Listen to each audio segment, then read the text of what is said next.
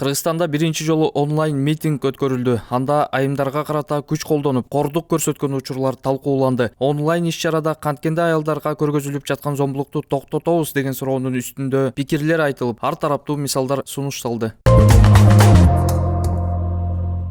АКШнын Атланта шаарында дагы бир афро-америкалык адам полициянын огунан көз жумду. 12-июнь күнү кечинде шаардагы Wendy's ресторанынын алдында эки полиция кызматкери афро-америкалык адамдын колуна кишен салууга аракет жасап жатканы видеого түшүп калган. Берки киши моюн бербей качканда алгач электрошокер колдонулуп, андан соң ок чыгарылган. Кийинчерээк ал 27 жаштагы Рейшард Брукс экени аныкталып, алган жараатынан ооруканадан көз жумганы белгилүү болду. Бул окуя Атлантадагы каршылык толкундарын кайрадан күчөттү.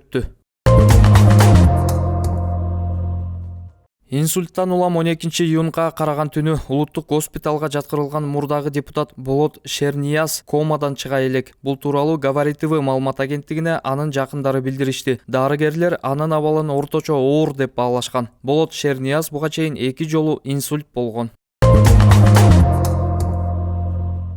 Аялынын мойнуна дөңгөлөктөрдү илип алып сабаган киши 15 күнгө камакка алынган. Бирок анын аялы токмок жегенине карабастан кайрадан тосмо арыз жазды. Бул тууралуу Жалал Абад облустук милициясынын маалымат катчысы Нурдин Жээнтаев билдирди. Ал эми интернет колдонуучулар камакка алынган адамдын катуу жазаланышын талап кылышууда. 15-июнга карата коронавирус илдетин жугузган 87 учур катталды. Алардын ичинен 22 адам медицина кызматкери экени аныкталган. Таажы илдетин жугузуп алгандардын жалпы саны Кыргызстан боюнча 2372 адамды түзгөн. Ал эми сутка ичинде 22 бейтап ооруканадан сакайып чыгарылган. Айыгып чыккан бейтаптардын жалпы саны 1813 адамды түздү. Бул тууралуу Саламаттыкты сактоо министринин орун басары Нурболот Үсөнбаев билдирди.